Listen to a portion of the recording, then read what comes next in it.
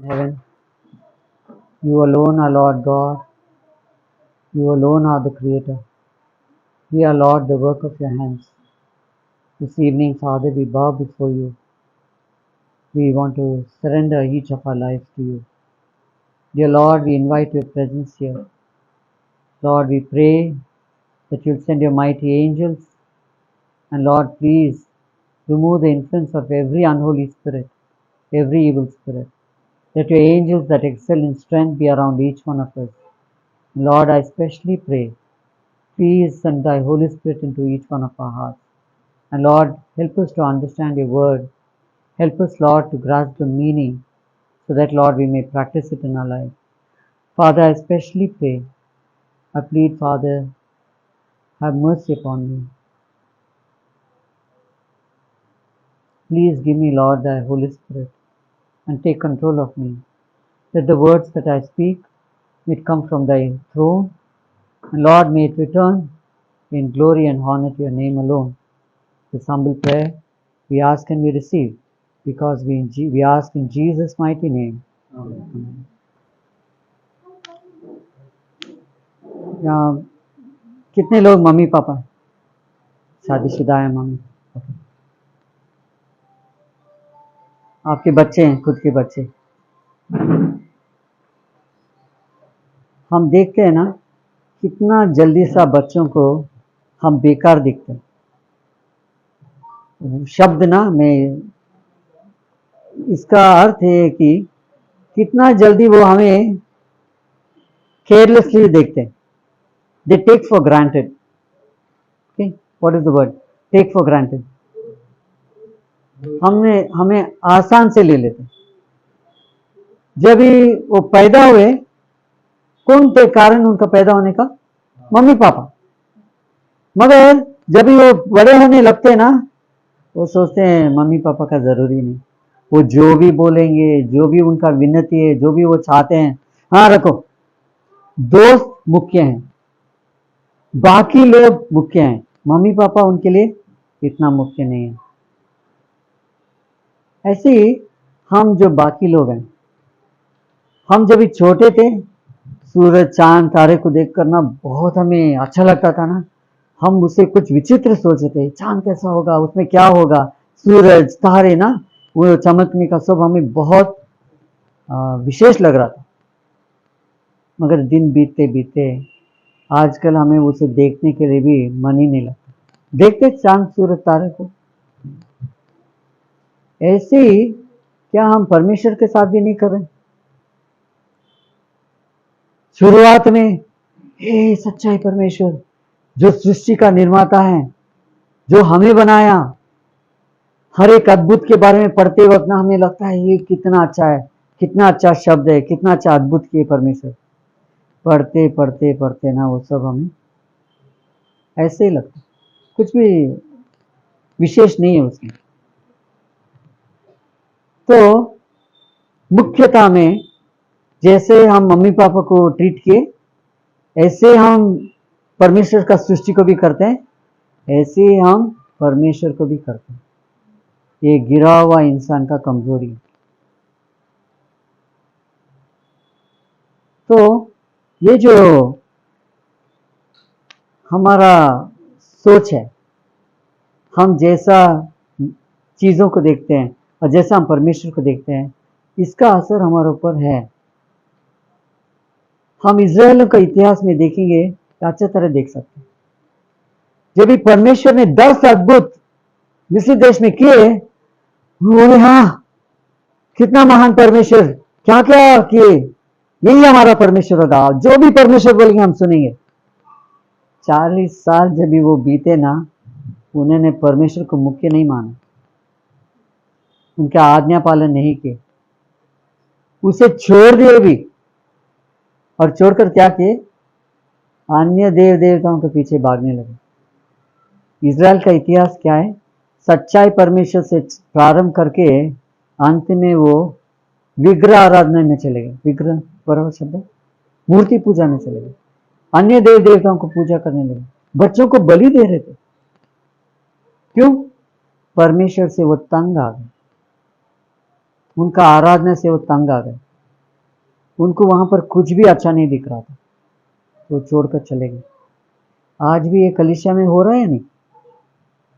जो भी थे परमेश्वर का कलीसिया में पहले आए थे, वो लोग अभी इंटरेस्ट खो रहे हैं।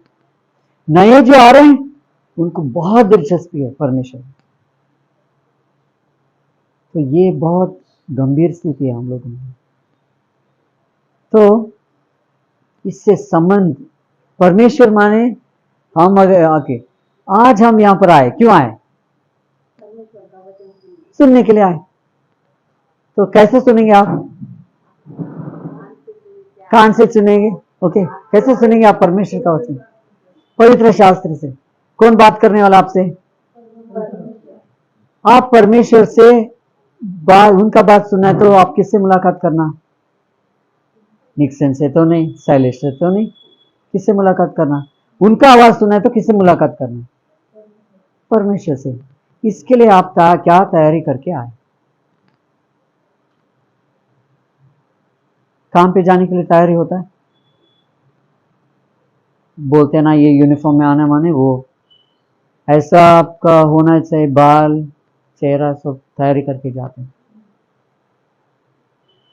तो अगर आपको बुलाया गया कि राष्ट्रपति से मिलना है, कैसे जाएंगे? जैसा आप काम पे जाएंगे वैसे जाएंगे? जैसा आप चर्च में आते वैसे जाएंगे? नहीं होता। बहुत सोचेंगे, अरे कितने लोग देखेंगे, राष्ट्रपति के सामने जा रहा हूं, ऐसा मौका किसी को नहीं मिलता है। तो बहुत तैयारी करेंगे। मन का करेंगे या नहीं? सोचो अगर मैं किसी को बोल रहा था, स्कूल है, अगर राष्ट्रपति वहां पर आएंगे क्या करेंगे आप? वो काटो, वो क्या गंदा है, यही से ये मारो यहाँ पर पेंट, वो सब निकालो, वो गंदा है।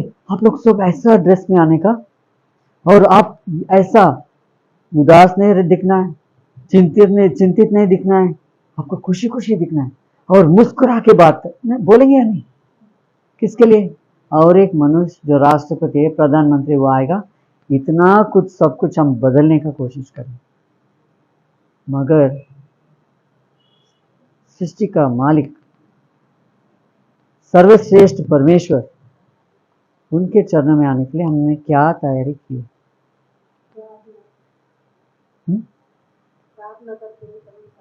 नहीं, क्या करके आए आज? कुछ कहिए। चलो चलो जाना है, ड्रेस पहन लिए, कुंगे, पाउडर, जो भी परफ्यूम, और आए यहाँ पर ना। परमेश्वर क्या हमारा हमें देख रहे हैं या नहीं? परमेश्वर राष्ट्रपति हमारा मन देख सकता है, परमेश्वर देख सकते हैं। कुछ तो छुपा सकते हैं, हमारा उद्देश्य, हमारा पाप, हमारा गुप्त से सोचा हुआ पापों, कुछ भी नहीं छिपा जाता है, वो सब कुछ देख सकते हैं। अगर कोई या गंदा कपड़ा पहन के आया, हम देख लेंगे, और हम तो सोचेंगे ना, क्या कपड़ा पहन के, क्या इतना गंदा, स्नान किया है या नहीं? क्या परमेश्वर हमारे हृदय का गंदगी नहीं देखेंगे? हमारा मन का आलोचना नहीं देख पाएंगे? उनको पता नहीं क्या? क्या हम शुद्ध होकर आना जरूरी नहीं? अब जानते हैं हमसे, परमेश्वर से हमें क्या अलग करता है? क्या अलग करता है परमेश्वर से? पाप। क्या हमारा मन में आज हम जो पाप किए, कल इस हफ्ता पाप किया, वो सब है? हमारा स्वभाव ही पाप का स्वभाव है। पाप करने के लिए कोई सिखाने का जरूरी नहीं, कुछ मोटिवेशन का देने का ही जरूरी नहीं, हम तो पाप करते जाने वाले। तो वो पाप परमेश्वर देख सक रहे हैं। जब भी कोई हमें नंगा देख रहा है, हमें अच्छा लगेगा? एक दो बार मैं अपने आप को ना आधा नंगा ख्वाब देखा, माफ कीजिए मैं बोल रहा हूँ, और वो ख्वाब देखने के बाद दूसरा दिन सवेरे मुझे इतना शर्मिंदा हुआ। मैं सोचा था सचमुच ऐसा मुझे लोग देखेंगे, मैं कहाँ जाके मेरा सर छुपाऊं, मेरा चेहरा छुपाऊं, उनको मैं फिर उनका चेहरा नहीं देखूंगा मैं। परमेश्वर हमें नंगा देख रहे हैं, ये शारीरिक नंगा तो नहीं, मन का नंगा। हमारा हर एक बुराई को देख सकते हैं। क्या हम ऐसे आ सकते हैं? हाँ? हाँ, कैसा होगा? तैयारी ना, हम कपड़ा आयन करते हैं, स्नान कर लेते हैं ना। ऐसा परमेश्वर के चरणों में आने के लिए सिर्फ बाहर का तैयारी नहीं, अंतरंग का भी तैयारी जरूरी है। तो यहाँ पर एक शब्द है, तो शब्द है, आप हिंदी में कोई बोली।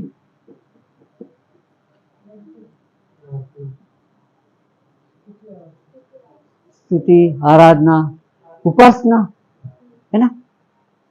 इसका अर्थ क्या है? उपासना माने क्या? आराधना माने क्या?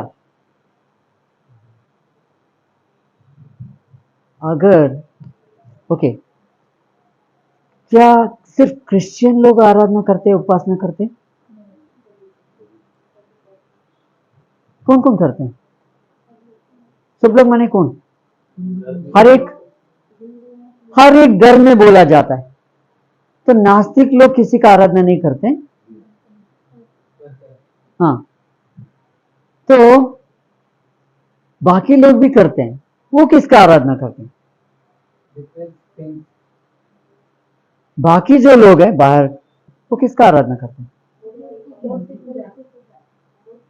मूर्तियों को पूजा करते हैं, अन्य भगवान को करते हैं। हम किससे करते हैं? हाँ, जिंदा परमेश्वर का हम करते हैं। हाँ, ओके, क्या हम आके यहाँ बैठने से सच्चाई परमेश्वर का आराधक बन जाते हैं? नहीं, आराधना करने वाले बन जाते हैं। हाँ, ये क्योंकि हम आके यहाँ बैठे, तो कैसा? आपको कैसा पता हमारा आराधना परमेश्वर तक पहुंच रहा है? आप कैसे यकीन करते हैं?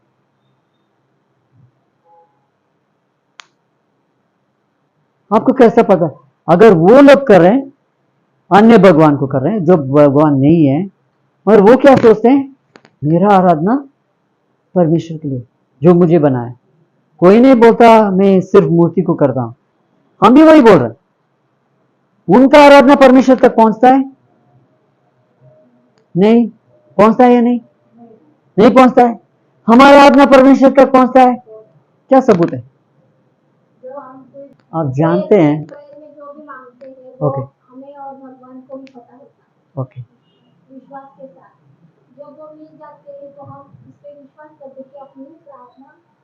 एक ब्रदर ने इस प्रश्न के ऊपर ना, नहीं कोई प्रार्थना के बारे में वो बता रहे थे, तो कोई बोले कि परमेश्वर हमारा प्रार्थना सुनता, उनका नहीं। तो ब्रदर ने बोले हमारा परमेश्वर अच्छा परमेश्वर, वो सूरज का किरणों और बरसात सिर्फ क्रिश्चियन को देते हैं, जीवन का हर एक जरूरत सबको देते हैं। हम भी प्रार्थना किए, वो भी किए, उनको नहीं मिलता और हमें मिल जाएगा? नहीं, सबको मिलता है। तो हमें कैसा यकीन है कि हमारा आराधना परमेश्वर स्वीकारें? तो अभी प्रश्न है, परमेश्वर कैसा आराधना चाहते हैं? पहला हमें आराधना क्या है सोचना, क्या है आराधना? हम बाइबल पढ़ने वाले हैं, हमें ये जानना चाहिए, क्योंकि बाइबल वो पुस्तक है जो हमें परमेश्वर का से संबंध, जो भी हमें करना है, कर्तव्य है, सब कुछ सिखाते हैं। तो आराधना क्या है? उपासना क्या है?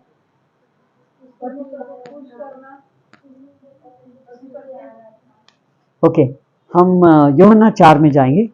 यूहन्ना 4वें अध्याय, यूहन्ना 4:22, यूहन्ना 4:22, कोई हिंदी में पढ़िए। ओके, 20 वचन ना मैं वो बताऊंगा ताकि हम समय थोड़ा सेव करेंगे। समारिया का औरत यीशु के साथ बात कर रही थी। उसने क्या बोली? जब यीशु के बारे में जानने लगी कि वो उनका गुप्त का जीवन जान रहे थे, वो औरत ने क्या बोलने लगी?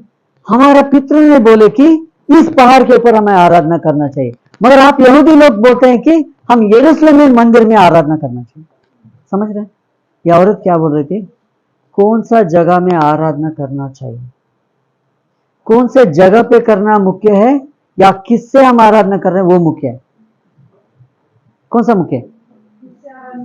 ओके, हम जानते हैं क्रिश्चियन त्योहार आता है या सब्बत दिन आता है या रविवार आता है, लोग क्या बोलते हैं, मैं कहां जा रहा हूं? हम कहां जा रहे हैं? बिल्डिंग जा रहे हैं। हम क्या नहीं बोलते, हमारे लिए संडे सैटरडे या क्रिसमस या जो भी है, हम क्या बोलते हैं? हम वहां पर मंदिर में जा रहे हैं, चर्च में जा रहे करके बताते। हम क्या नहीं बताते? प्रार्थना घर में जा रहे हैं। ओके, वो भी बोल देंगे, वो भी क्या हो गया? बिल्डिंग हो गया। हमें क्या बोलना चाहिए? ओके, तो यहां पर ये औरत क्या बोल रही थी? कहां पर आराधना करना मुख्य है, वही उसका दिमाग में था। लोगों का मन में क्या मुख्य है? हम कहां पर जाके आराधना करें? क्रिसमस हम चर्च गए थे, लोग बोलेंगे हम वेलांगनी गए थे, और दूसरे लोग बोलेंगे हम फ्रांसिस चर्च गोवा में गए, और क्रिश्चियन बोलेंगे हम यरूशलेम गए, नाज़रेत गए, जहां यीशु पैदा हुआ, हम वहां तक जाके आए। उनको बहुत तसल्ली होता है ना, तो ऐसा हर एक व्यक्ति कुछ ना कुछ बोलता है। सबका मन में क्या विचार है आराधना के बारे में? स्थल। मगर वही बात ये औरत भी यीशु से बात करी, तो यीशु ने क्या बोले आगे 21 में? यीशु ने क्या बोले? हाँ हाँ हाँ हाँ,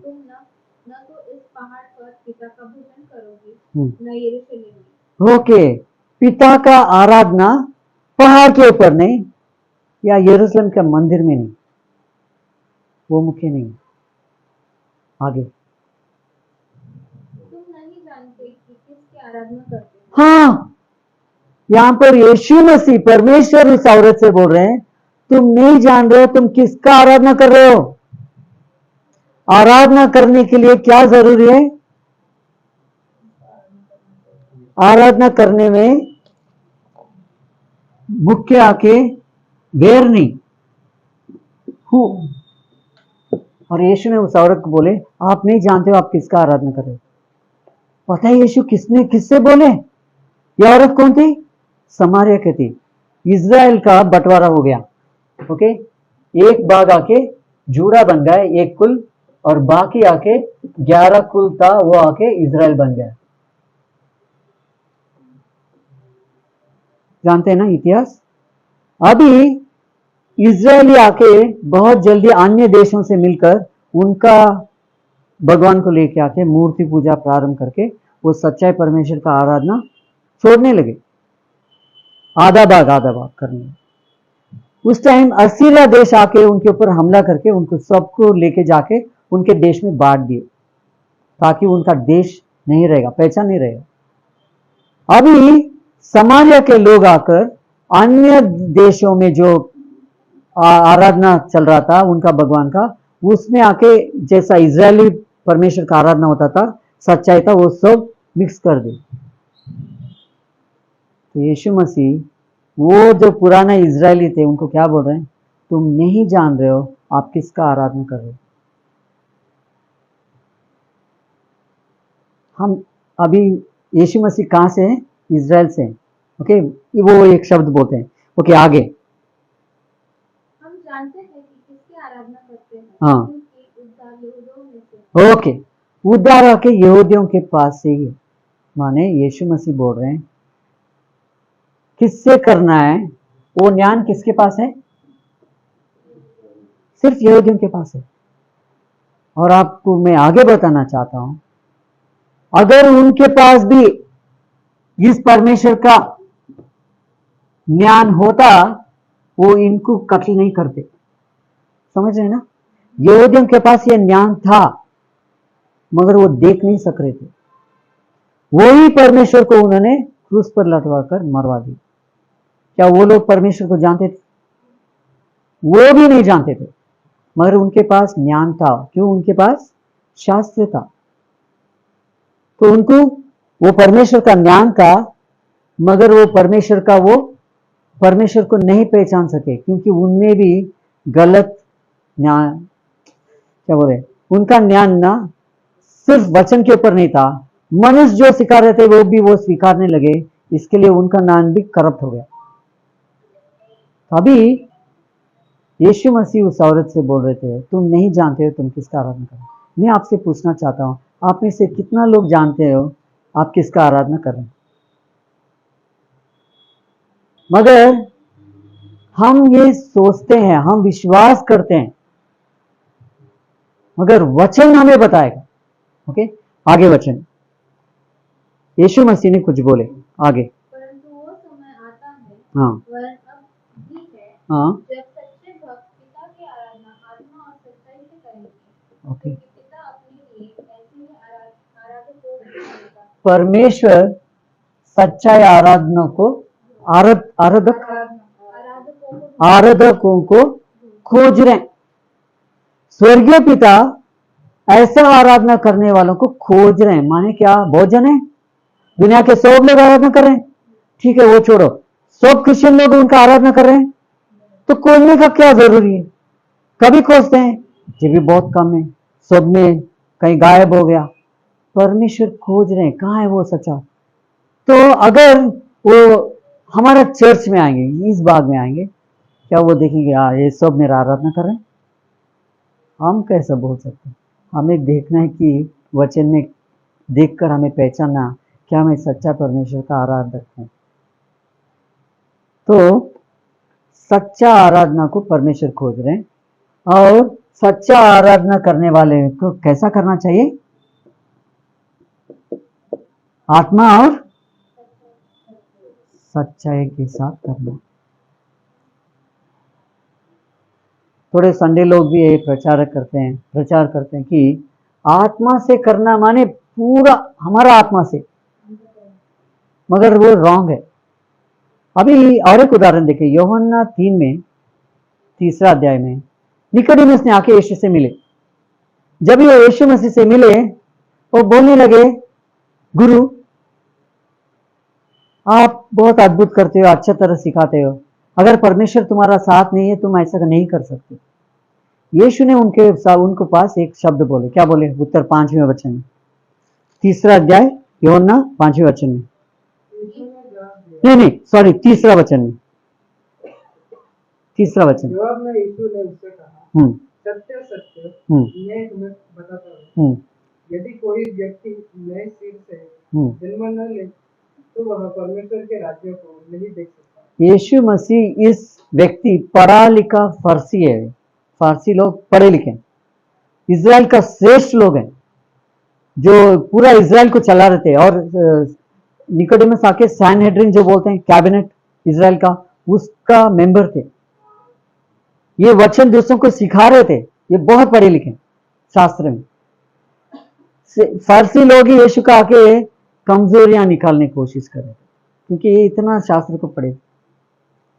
अभी ये निकोदेमुस यीशु से मिलने के लिए आया, वो मन में कुछ था, ये कौन है व्यक्ति, मुझे जानना चाहिए, ये सच्चाई का खोज में था करके सिस्टर एलन व्हाइट लिखते हैं।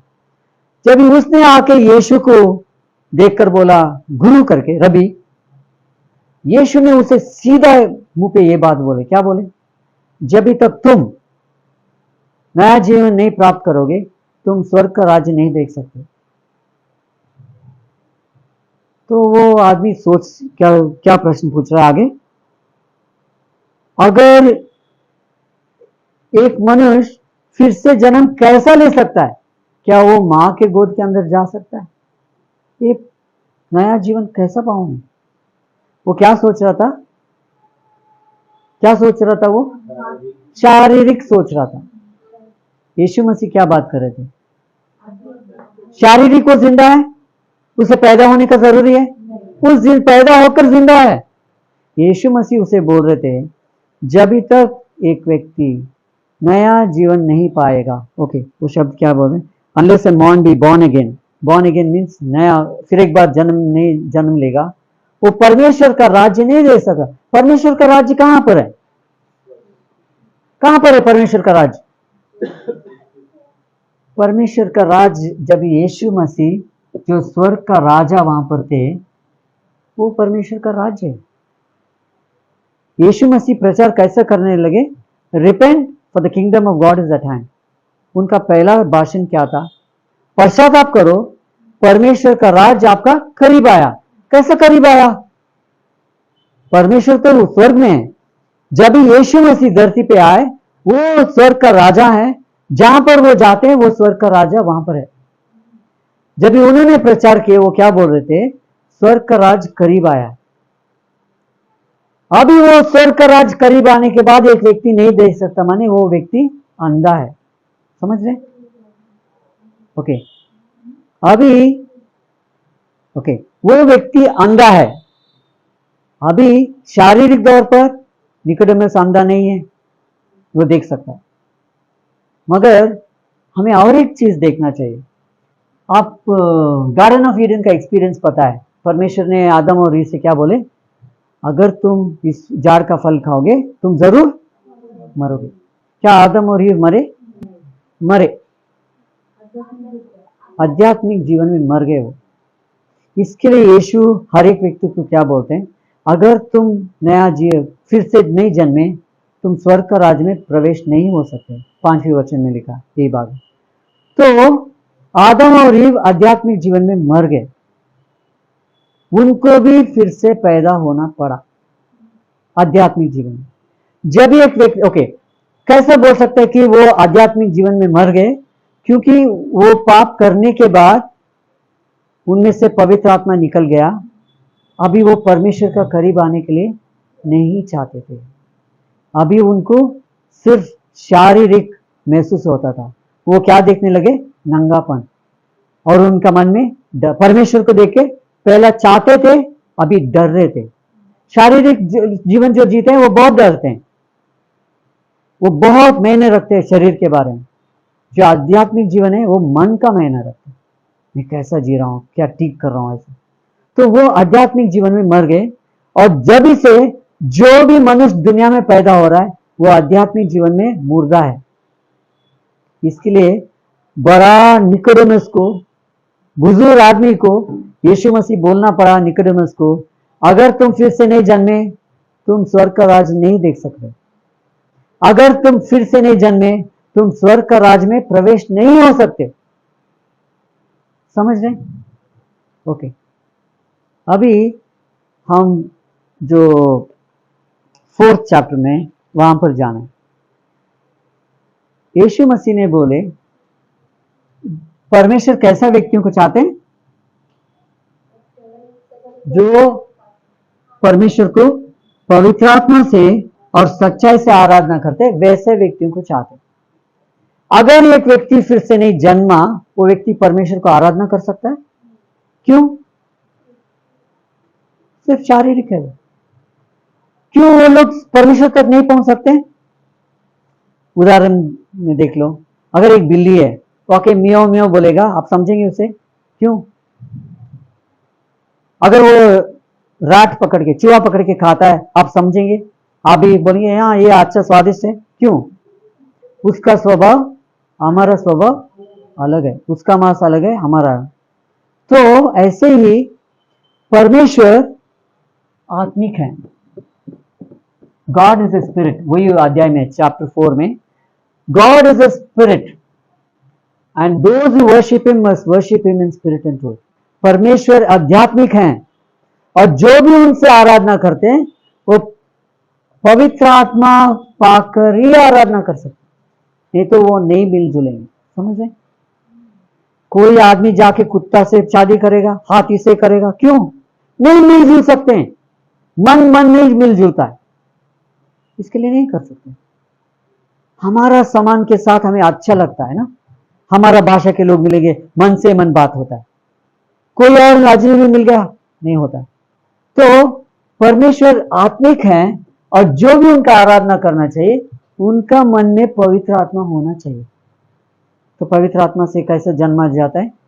यीशु मसीह वही वचन में बोले यूहन्ना 3:5 में, जो व्यक्ति आत्मा से और पानी से नहीं जन्मा वो परमेश्वर के राज में नहीं जा सकते। तो जिसमें क्यों? ओके, रोमकरस 9:8 पहले पढ़िए, बाद में वो दूसरा जाएंगे। रोमकरस 9:8। शरीर की संतान परमेश्वर की संतान नहीं, हाँ, जो भी, एक मिनट उतना बस, फिर बढ़िए। अर्थात शरीर की संतान परमेश्वर की संतान, शरीर का संतान परमेश्वर का बच्चे नहीं है। माने जो भी दुनिया में पैदा होते हैं हम क्या बोलते हैं, सब परमेश्वर का बच्चे हैं। मैं कितने लोगों से पूछा हूं, आप क्या आप परमेश्वर के बच्चे हो? सब हाथ उठाते हैं, बोलते हैं हम परमेश्वर का बच्चे हैं। वचन क्या कहता है? जो भी शारीरिक पैदा हुआ वो परमेश्वर का संतान नहीं है। तो परमेश्वर का संतान कौन है? अभी रोम करस 8:14 पढ़िए। जो परमेश्वर की आत्मा के अनुसार चलता है, हाँ, वे परमेश्वर की संतान है। जो जिनमें भी पवित्र आत्मा है और काम कर रहा है वही व्यक्ति परमेश्वर का संतान है। कौन बोल रहे हैं? परमेश्वर खुद बोल रहे हैं। कौन परमेश्वर का आराधना कर सकते हैं? जिनमें पवित्र आत्मा है वही केवल आराधना कर सकते, बाकी लोग नहीं कर सकते। वो करेंगे क्योंकि उनका चाहत है। ओके, अभी मेरा प्रश्न है, हमें आराधना करना चाहिए? आराधना मुख्य है? क्यों मुख्य है?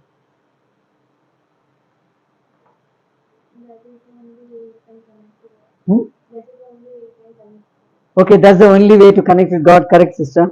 Go further.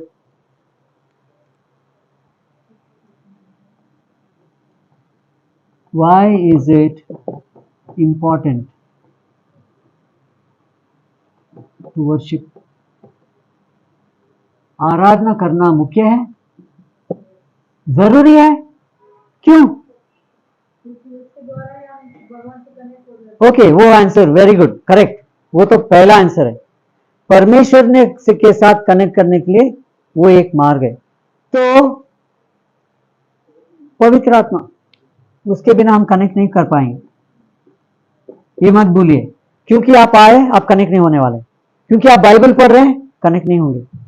बाइबल पढ़ते पढ़ते पढ़ते ना इजरायली लोग उनको परमेश्वर को छोड़ के चले गए।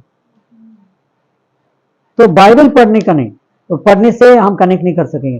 वो एक मार्ग है, मगर कभी मार्ग है जब ये हमारा अंतरंग में पवित्र आत्मा है, तभी हम परमेश्वर क्या बोल रहे हैं समझ सकेंगे, और हम क्या कहना चाहेंगे वो भी हम जानेंगे, और क्या कारण हो सकता है। Okay, commune with God.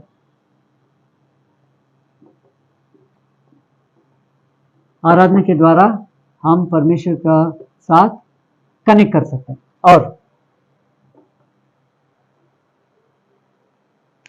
क्यों आराधना मुख्य है? मुख्य नहीं तो हम नहीं करने वाले। मुख्य क्या, क्यों करके कारण ढूंढो तो आप अच्छे तरह से कर पाएंगे। तो ये बहुत मुख्य है कि हम परमेश्वर के साथ कनेक्ट होने के लिए हम आराधना करते हैं। अच्छा बात है, आगे।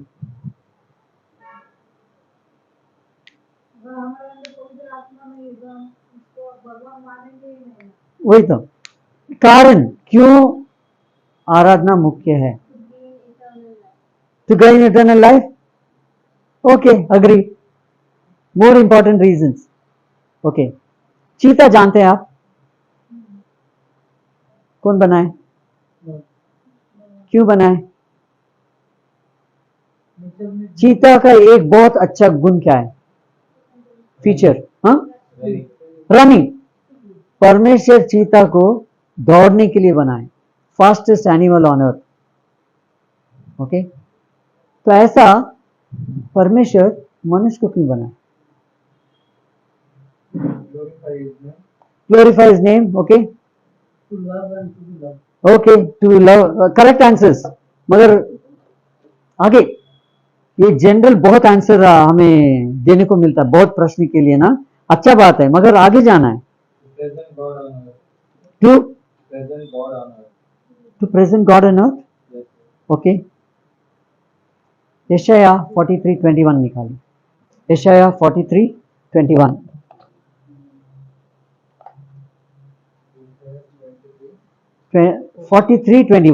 यशाया 43:21। ये वे लोग हैं जिन्हें मैंने बनाया है, और ये लोग मेरी प्रशंसा के गीत गाया करेंगे। ये लोग मैंने, ये वे लोग हैं जिन्हें मैंने बनाया है, और ये लोग मेरी प्रशंसा के गीत गाया करेंगे। ओके, इंग्लिश में कोई पढ़िए, किसके पास है इंग्लिश में? These people I have formed for myself, this people, ये लोगों को मैं अपने के लिए बनाया हूं। परमेश्वर बोल रहे, क्या बोल रहे? अपने के लिए बनाया। They shall enough, hear my praise. Okay, ये लोग मेरा स्तुति करेंगे, प्रेज। मगर परमेश्वर क्या कारण दे रहे हैं? ये लोग को मैं क्यों बनाया? अपने के लिए बनाया, फॉर माई सेल्फ, मेरे लिए बनाया। क्यों? परमेश्वर क्या चाहते हैं? क्या चाहते हैं? यूहन्ना में हम क्या सीखे? परमेश्वर कैसे लोगों को खोज रहे हैं? आराधना करने वालों को खोज रहे हैं। परमेश्वर क्या चाहते हैं? क्या चाहते हैं परमेश्वर? वो वो सच है सिस्टर, उससे आगे जाना है।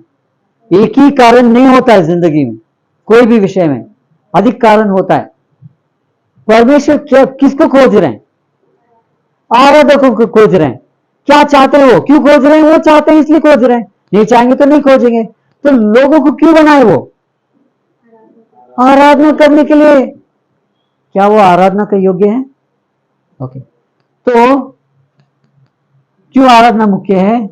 हमें परमेश्वर आराधना करने के लिए डिजाइन किया।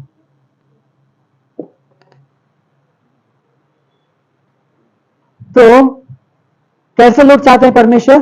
बहुत लोग हैं दुनिया में, उनको नहीं चाह रहे हैं। कौन आराधना कर रहे करके उनको खोज रहे हैं। तो परमेश्वर हमें क्यों बनाए? आराधना करने के लिए बनाए। अभी हमें डिजाइन ही ऐसा किया गया। उदाहरण अभी देख लो, कोई भी व्यक्ति को ढूंढ लो दुनिया में, वो नास्तिक भी हो, कैसे भी व्यक्ति होने दो, सब लोग किसी को या किसी चीज को आराधना करते हैं। हम परमेश्वर का खोज है। ओके, किस किस को आराधना कर सकते हैं? ओके, एक आके सृष्टिकर्ता को आराधना कर सकते हैं। और किसका आराधना होता है?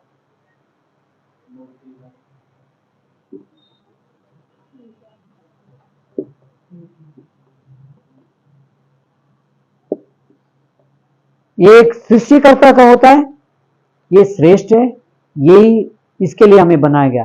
मगर उसके अलावा क्या होता है? क्रीचर का। क्रीचर क्या? नहीं, नॉट जानवर ओनली, क्रीचर, निर्माता नहीं, व्हाट इज इट? निर्माण, निर्मिति। सृष्टिकर्ता को हमें आराधना करना चाहिए, पर निर्मिति को भी लोग आराधना करते हैं, है या नहीं? कोई मनुष्य का आराधना करते हैं, बहुत गौरव देते हैं, और कोई लोग वस्तु का भी करते हैं। ओके, यहां पर परमेश्वर सृष्टिकर्ता, यहां पर कौन आएंगे? Very good, okay. और नहीं, क्रीचर ना, ये थिंग्स में आता है, सन मून, ये सब एनिमल्स करते हैं। और पीपल, और क्या? Natural coming things. Okay, creature में कौन आता है? प्राणियों को, पंक्षियों को, मनुष्य को, और पत्थर यहां पर आएगा, चीज, स्टोन। और हाँ, क्या आप बाइबल पढ़ रहे हैं या नहीं? हाँ, पेड़ पौधे, वेरी गुड। एंजल्स, स्वर्गीय दूतों का भी आराधना चलता है, जो आसमान से गिर गए ना, उनका। ओके, अभी हमें यूहन्ना में जाना है, सॉरी मत्ती में। कौन आराधना चाहते हैं? हम देखें कि परमेश्वर आराधना को चाहते हैं, आराधना चाहते हैं, तो जो आराधना देते हैं उनको खोज रहे हैं। और कौन हमारा आराधना चाहता है? हमें परमेश्वर आराधना के लिए बनाए, और परमेश्वर हमारा आराधना चाहते हैं। हमारा आराधना और कौन चाहता है? शैतान चाहता है। ठीक है, अभी मत्ती 4 में जाओ, मत्ती 4। ओके, यीशु को टेम्पटेशन व्हाट? यीशु को मोह करने के लिए शैतान आया वहां पर। क्या यीशु शैतान जानता था वो कौन है? कैसा कैसा पता चलता है हमें यीशु कौन है करके वो जानता था? अगर तुम परमेश्वर का पुत्र हो तो वो जानता था वो परमेश्वर का पुत्र है, वो परमेश्वर है करके। शैतान को, लूसीफर को कौन बनाए? यीशु ने बनाए। उस यीशु के पास आकर शैतान बोल रहा है अगर तुम परमेश्वर का पुत्र हो करके बोलता है, तो वो जानता है यीशु कौन है। अभी वचन 4वें अध्याय और वचन 8 और 9 पढ़ेंगे। कोई पढ़िए। शैतान यीशु को एक बहुत ऊंचे पहाड़ पर लेके गया हाँ और उसे संसार के सभी राज्यों और उनका वैभव दिखाया। हाँ शैतान ने तब उससे कहा, हाँ ये सभी वस्तुएं मैं तुझे दे दूंगा यदि तू मेरे आगे झुके और मेरी उपासना करे। मेरे सामने झुक के तुम उपासना करो, मैं ये सब दे दूंगा। इसका कितना आराधना का लालच है ना शैतान। मनुष्य से तो वो सब छीन लिया, परमेश्वर को बोल रहा है वो तुम मेरा उपासना करो। ये शैतान जो परमेश्वर से उपासना चाहता है, आराधना चाहता है, क्या वो हमें बर्मा के हमारा आराधना नहीं छीन रहा है? कितने लोगों को अन्य अन्य धर्म बनाकर उनका वहां जो आराधना हो रहा है वो सब शैतान को जा रहा है। शैतान ने वादा किया परमेश्वर को, मैं मेरा सिंहासन तुम्हारा सिंहासन से ऊंचाई पर लेके जाऊंगा पर्वत में, और मैं परमेश्वर बनूंगा। उसका वादा था और वो उसे धरती पे डाल दिए। अभी वो आराधना का लालच में है। Is that correct word? Greed, greed, लालच का, उसे आराधना का लालच है, वो सबसे चाहता है। यीशु को भी वो नहीं छोड़ा। अभी विषय है आराधना क्या मुख्य है? मुख्य है या नहीं? क्यों क्यों मुख्य है आपके लिए? क्यों मुख्य है? क्योंकि दो व्यक्तियां हमारा आराधना चाह रहे हैं। अगर हम नहीं जाने आराधना क्या है, किसका करना चाहिए, हम किसी को दे देंगे और वो हमें लूटेगा। आप जान रहे हैं वर्शिप क्यों मुख्य है? क्योंकि वर्शिप डिसाइड्स डेस्टिनी। क्या वो शब्द है डेस्टिनी? मंजिल। आप कौन सा मंजिल में पहुंचेंगे आराधना के ऊपर है। आप किसको आराधना करेंगे, आप उसके साथ मिलेंगे, उसका सेवा करेंगे, उसके साथ आपको सार्वकालिक जीवन बिताना पड़ेगा। अगर हम परमेश्वर का आराधना कर रहे हैं और हम परमेश्वर का सेवा कर रहे हैं, हम परमेश्वर के साथ स्वर्ग में सार्वकालिक जीवन बिताएं। अगर शैतान हमें भरमा कर हम उसका आराधना करें, शैतान का कोई नहीं कर रहा है ना। शैतान बोलेगा मैं शैतान हूं, कोई आराधना करेगा नहीं। इजरायली लोग का विश्वास भ्रष्ट हो गया करके इसे एलन व्हाइट लिखते हैं। इजरायली लोग, परमेश्वर का लोग का विश्वास भ्रष्ट हो गया। कैसा? वो लोग अन्य देशों का और मनुष्य का सीख लेकर उसे क्या बोले धर्म बना दी, मनुष्य का आज्ञा सिखा रहे थे, और इसके लिए परमेश्वर उसे पूरा हटाना पड़ा और क्रिश्चियन कलीसिया चालू की। क्रिश्चियन कलीसिया में भी इतना भाग आ गया, इतना क्या क्या सिखा रहे हैं, हम वहां भी भरमाता है शैतान। तो इसके लिए ये विषय बहुत मुख्य है, क्योंकि हम कौन सा मंजिल में पहुंचेंगे ये तय करेगा। तो इसके लिए हम बहुत गंभीरता से इस विषय के बारे में सीखना चाहिए।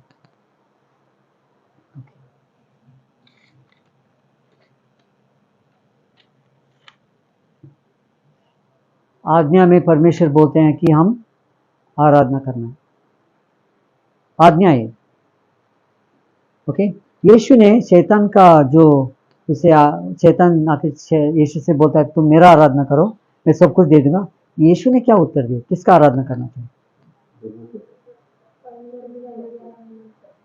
किसका आराधना करना चाहिए करके बोले। वो वचन चाहिए मुझे। नहीं नहीं नहीं, वो वचन पढ़िए। परमेश्वर का जो ज्ञान मत दो, जो परमेश्वर है, जो तुम्हारा भगवान है उसे नमन करो। ओके, इंग्लिश में कोई पढ़िए। क्या इट इज रिटन? हाँ, no no, next after that verse 11।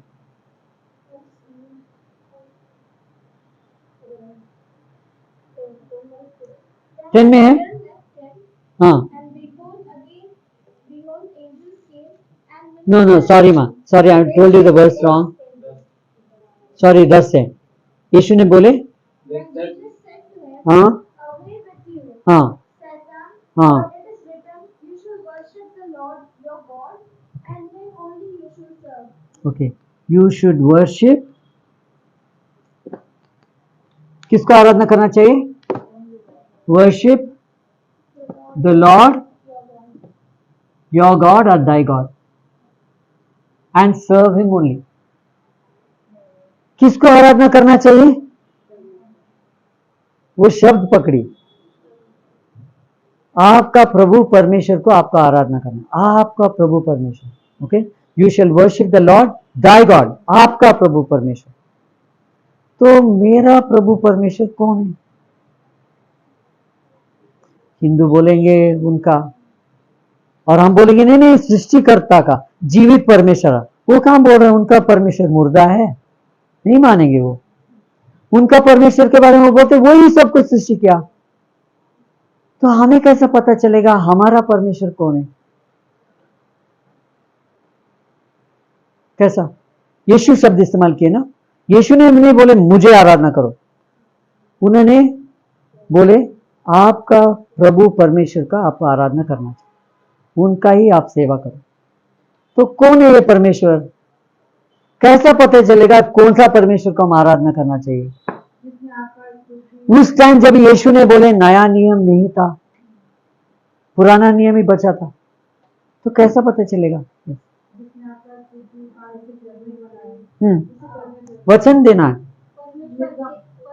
हम जो भी सीखेंगे, जो भी हमें करना है, वचन में देखना है। हाँ, निर्गम।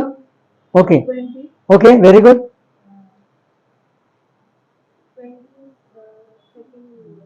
Okay, I am the Lord thy God, which have brought very good, you hit the nail sister.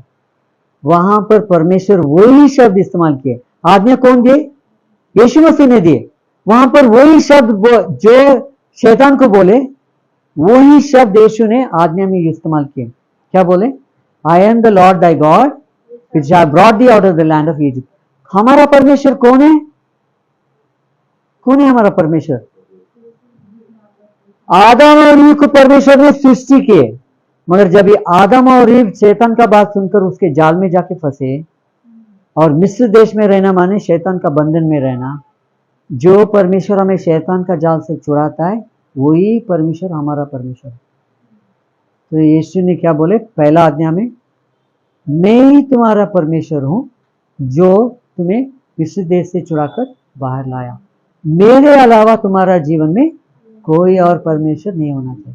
किसका आराधना करना चाहिए? पहला आज्ञा बताता है हम किसका आज्ञा का आराधना करना चाहिए। अभी दूसरा आज्ञा देखो। अब आराधना करना किसका करना, कभी करना, कहां पर करना? कहां पर है? 110 आज्ञा में। क्या आज्ञा के बिना हम आराधना कर सकेंगे? आपको पता भी नहीं कौन परमेश्वर है। ओके, आगे क्या बोलते हैं दूसरा आज्ञा में?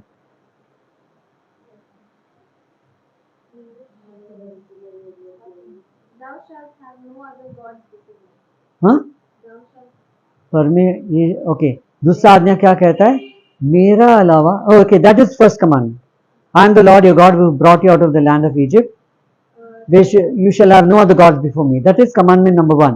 दूसरा, thou shalt not make unto thee any graven okay, हाँ बोलिए। or any likeness of anything that हाँ is in the heaven above, हाँ, or that is in the earth beneath, okay or that is in the water under the earth. Okay Thou shalt not bow down thyself to them, nor serve them, for I, the Lord thy God, am a jealous God, visiting the iniquity of the fathers. Okay. Thou shall have no other gods before me. परमेश्वर ये दोनों को हटा दिया, sorry वो रहते हैं, ये नहीं, ये हटा दी।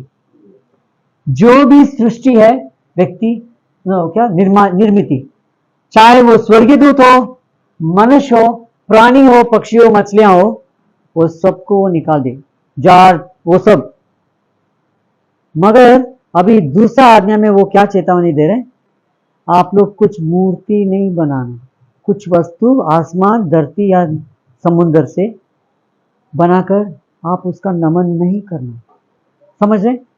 परमेश्वर क्या बोल रहे हैं, मेरे अलावा तुम्हें और कोई नहीं होना चाहिए, और कोई चीज भी बनाकर आप उसका उपासना नहीं करेंगे। तो वो ये भी निकाल दे। तो आज्ञा में क्या सीखते हैं हम, किसका आराधना करना चाहिए, किसका नहीं करना चाहिए, को कहां पर सीखते हैं हम, आज्ञा में सीखते हैं। अगर हम आज्ञा नहीं पढ़ेंगे तो क्या हो जाएगा, शैतान हमें भरमाएगा और हम जिस वस्तु को नहीं करना। आज जानते हैं आप क्या क्या मूर्ति बन गया हमारे जीवन में, क्या क्या बन गया, बोले बोले सिस्टर, ठीक बोले आप। ये मोबाइल ना क्या कितना कीमती है ना, हम उसे खरीद कर उसका बहुत अच्छा देखभाल करते हैं, उसके साथ बहुत समय बिताते हैं, उसे बहुत प्रेम करते हैं, इतना दिलचस्पी से चाहते ना। सच्चाई परमेश्वर का भी हम इतना नहीं करते।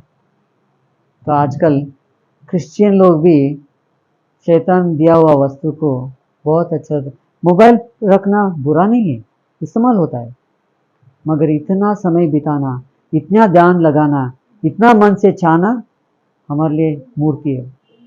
ओके, तो 2 आज्ञा हो गया, तीसरा आज्ञा,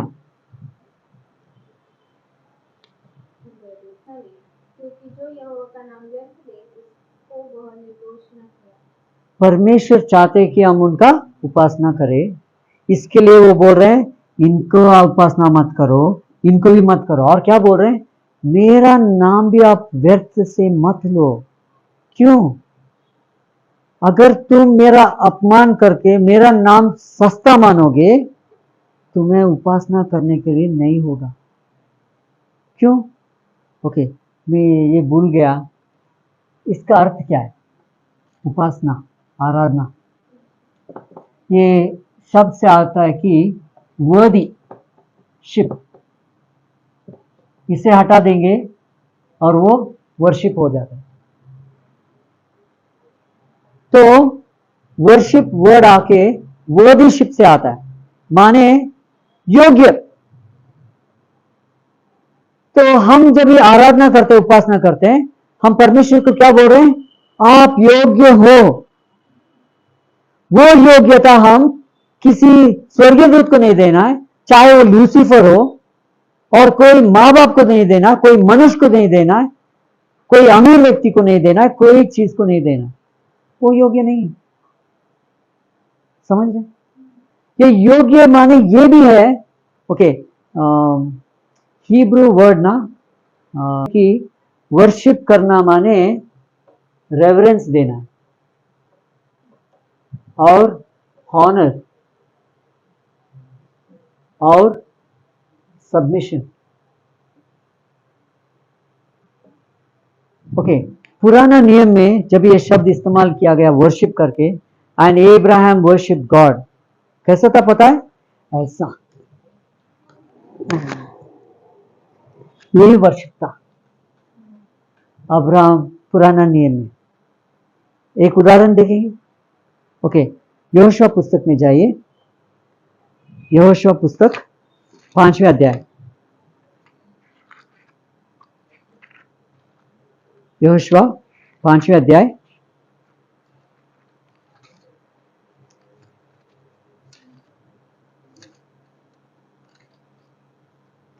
तीसरा नहीं 13 वचन से। ओके, हिंदी में कोई थोड़ा जल्दी पढ़िए। उसने आंखें उठाकर क्या देखा हाँ। कि हाथ में नंगी तलवार लिए हुए एक पुरुष उसके सामने खड़ा है। तब यहोशुआ ने उसके पास जाकर पूछा, क्या तू हमारी ओर का है हाँ, या हमारे द्रोहियों ओके, की ओर? आप ये स्टोरी जानते हैं, यरीको के ऊपर हमला करना था, यहोशुआ अभी मूसा नहीं है, उनको चिंता है हम कैसा करेंगे, ये किला बहुत बड़ा बड़ा दीवार का है और बहुत मजबूत है, कोई अंदर नहीं जा सकता, कोई बाहर नहीं आ सकता, क्या करेंगे। तो वो प्रार्थना करने के लिए लोगों से दूर गए थे, इजरायली का झुंड से। और जब वो आते वो यरीको की तरफ देख रहे थे, वहां पर एक पुरुष आया, साधारण सैनिक नहीं था, वो श्रेष्ठ था, कुछ अच्छा अलग था। तो उनको देखते ही यहोशुआ को लगा ये व्यक्ति उनके साथ रहेगा हम हारेंगे, ये हमारे साथ रहेगा हम जीत सकते हैं। तो उसने पूछा क्या आप हमारे लिए, यहोशुआ तो महान व्यक्ति है ना, अधिकारी है इजरायली लोगों का, 20 लाख लोगों का लीडर है, वो क्या उसका साथ मांगेगा। मगर इस व्यक्ति से वो पूछा है क्या आप हमारे लिए हो या उनके लिए हो। तो उत्तर क्या दिया गया, उसने कहा नहीं, परंतु मैं यहोवा की सेना का प्रधान होकर अभी आया, यहोवा का सेना का प्रधान बनकर मैं आया हूं। यहोवा का सेना का प्रधान कौन है, कौन है, यहोवा का सेना है ना, उसका प्रधान कौन है, यीशु, यीशु मसीह उनका प्रधान है। वो बोले मैं यीशु हूं, मैं यहोवा का सेना का प्रधान हूं करके। जोशुआ ने क्या किया, पढ़िए। तब यहोशुआ ने भूमि पर मुंह से बल गिरकर दंडवत किया और उसने पूछा मेरे प्रभु ने अपने दास से क्या कहा। उसने मुंह पर गिरे, कहां पर, ये फ्लोर पे नहीं, टाइल फ्लोर पे, मट्टी में, जंगल था, वो खाली जगह था, वहां पर वो सर पे गिरे नीचे यीशु के सामने। और वहां का गिर के उन्होंने क्या पूछे, प्रभु आपका आज्ञा क्या है आपका सेवक के लिए। मैं यहां पर रुकना चाहता हूं, क्लोज कर रहा हूं 5 मिनट में। हम सब यहाँ आए, हम यहां पर आए आराधना के लिए। आराधना क्या है, परमेश्वर को गौरव देना, ये शब्द क्या है, श्रद्धा देना। अगर नहीं तो हम व्यर्थ आए यहां पर, क्योंकि आराधना क्या है, परमेश्वर से महान पवित्र शक्तिशाली परम परमेश्वर से मिलने के लिए आते हैं। हम क्या तैयारी करके आए, हम मिलने के लिए आए, सिर्फ वचन सुन के जाने के लिए आए। यही समस्या है क्रिश्चियंस का, हम वचन सुन के जाने के लिए आते हैं, परमेश्वर से मुलाकात करने के लिए नहीं आते। अगर हम परमेश्वर से मिलेंगे हमारा जीवन बदल जाता है। हम मन का तैयारी करके परमेश्वर से मिलने के लिए आना। जब भी परमेश्वर से मिलते हैं क्या करेंगे, हम दंडवत कैसा करेंगे। हम तो अभी आराम से चेयर में बैठना चाहते हैं, फ्लोर पे बैठो क्या गंदा हो जाएगा। और उतना ही नहीं, कहीं कहीं ना चर्च में लोग ऐसा बैठते हैं, क्या गौरव दे रहे हैं हम। What is this word again, क्या श्रद्धा दे रहे हैं परमेश्वर को। आप जानते हैं राष्ट्रपति के सामने एक बार ऐसा बैठ लिए, पूरा न्यूज में बोल दिया राष्ट्रपति के सामने प्रधानमंत्री कैसा ऐसा बैठ सकता है। राजाओं का राजा के सामने हम ऐसा बैठ सकते हैं, हम यहाँ ऐसा बैठेंगे, मन कहीं खोया रहता है। क्या हम तैयार है यहोशुआ जैसा बोलने का, प्रभु मैं तुम्हारा सेवक हूं, आपका आज्ञा क्या है। यहाँ आने का क्या उद्देश्य होना चाहिए, आराधना में आने का उद्देश्य, प्रभु बात कीजिए, मैं तुम्हारा सेवक हूं, मैं सुनूंगा। क्या करना चाहिए। दूसरा वचन भी पढ़ लिए। यहोवा की सेना के सेनापति ने उत्तर दिया, अपने जूते उतारो, जिस स्थान पर तुम खड़े हो वह स्थान पवित्र है। प्रभु मैं क्या करूं करके यहोशुआ ने पूछे। परमेश्वर का उत्तर था कि तुम जहां पर खड़े हो ना वो पवित्र स्थल है, आपके जूते उतारो। यहां पर आना हमें क्या सोच कर आना है, फिर तो साइलेंट संदेश देंगे, नहीं नहीं, कोई आके कुछ संदेश दे देगा, हम सुनकर आएंगे, लिख लेंगे, बाइबल पढ़ेंगे। हम परमेश्वर कौन है करके नहीं जानते हैं, इसके लिए हम ऐसा आते हैं और ऐसा जाते हैं। हम नहीं सोचते हैं वो जगह क्यों पवित्र बना, पवित्र परमेश्वर वहां पर खड़ा था। यहोशुआ वहां पर गए थे प्रार्थना करने के लिए, किससे उनका मुलाकात हुआ, परमेश्वर से मुलाकात हुआ। हम जब भी घर में प्रार्थना करते हैं, क्या परमेश्वर से मुलाकात करने के लिए तैयार होते हैं? अगर परमेश्वर भी आ जाएंगे, बोले कौन हो आप, क्यों आए? हाँ, क्या हम उस स्थल को पवित्र मानेंगे? क्या हम जहां पर जाते प्रार्थना के लिए, बाइबल स्टडी के लिए, पवित्र मानते हैं? नींद आ जाता है हमें, खो जाते हैं, कुछ स्टोरी आ जाता है माइंड में, किसी के बारे में सोचने लगते हैं, कुछ बातें चलते हैं एक दूसरे से, हम मुस्कुराते हैं एक दूसरे को देखकर। हम पवित्र नहीं मानते, हम आराधना कैसा करना नहीं जानते, कि उसका मुख्यतः नहीं जानते, किसको करना भी किससे कर रहे हैं हम नहीं जान रहे। यीशु ने जो शब्द वो इस्तेमाल वो औरत को बोले, वो शब्द हमारे लिए भी सच्चा है। परमेश्वर चाहते हैं हम सच्चा आराधक बने, चाहते हो, आज भी चाह रहे, सच्चा आराधक ही स्वर्ग जाना। आप में से कितने लोग स्वर्ग जाना चाहते? मुझे नहीं बताना, मैं तुम्हें नहीं ले जा पाऊंगा, परमेश्वर देख रहे हैं ना। हमें पूरा मन से चाहना है हम सच्चा आराधक बनेंगे, ताकि हम स्वर्ग जा सकेंगे। परमेश्वर हमें आशीष दे। Our gracious and loving Father in heaven, what an awesome privilege, Lord, it is to bow down before your presence, your great and mighty holy presence, and to call upon your precious name. Dear Father, we are unworthy of the least of the blessings you have given us and the truth you have revealed to us. Dear Father, this evening we submit each of our lives to you. Lord, in your great wisdom and in your infinite mercy, you have chosen and called each one, Lord, to come here and to be part of your kingdom. And Lord, you are training us in righteousness. You are training us, Lord, to be true worshippers. Father in heaven, this evening, we thank you, Lord, for speaking to us through your scriptures. Lord, we pray that you will give us grace, that you will give us your Holy Spirit, that we may be true worshippers. Dear Father, this evening I especially pray for the requests that have come before. Lord, I pray for Brother Arun, as he is seeking, Lord, to have Sabbath off, so that he'll be enabled, Lord, he may have the freedom to worship you on your holy Sabbath day. Lord, I pray that you'll give him faith, that he may take a stand to obey you no matter what, even if he has to lose the job. And Lord, help him to have faith that you're able to provide him. I pray also, Lord, even as he is praising the request, I pray that you'll move upon the hearts of his superiors, so that, Lord, they may, by thy intervention, may grant him this privilege to have the Sabbath off, so that he'll be able to come before your presence and worship you. Dear Heavenly Father, we also pray, Lord, for